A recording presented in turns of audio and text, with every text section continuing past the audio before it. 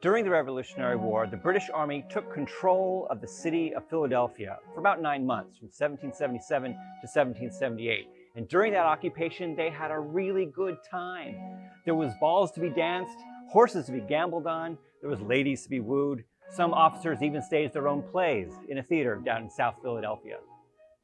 So when the British came for the occupation, they turned Philly into a really fun town. They did. They made it a place where partying and dancing and theater became the norm in the social sphere, which it hadn't been up till then.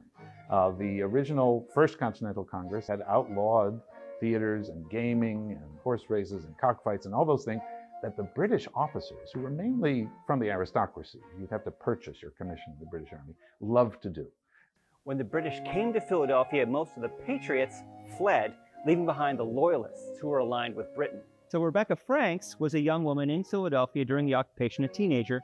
She loved to go out dancing, and she found herself juggling 7 British officers as escorts. You have no idea the life of continued amusement I have. I can scarce have a moment to myself. I have been but 3 evenings alone since we moved to town, and I begin now to be almost tired. The war had made imported goods scarce in Philadelphia, but once the British opened up the shipping lines along the Delaware River, fineries from Europe started pouring in.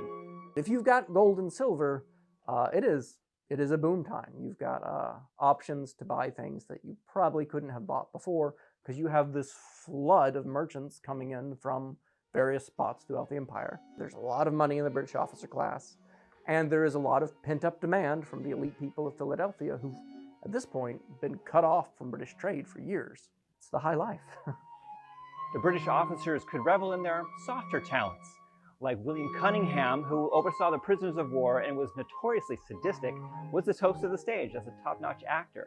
And Hammond Beaumont, who was a British war surgeon, pursued theater full-time. Major John Andre was head of British intelligence, also an accomplished artist and poet. When the British left the city in 1778, he wrote an aching poem to the ladies of Philadelphia. Wilt thou receive again and welcome to thy sight the youth who hides his stifled pain, his sad farewell tonight?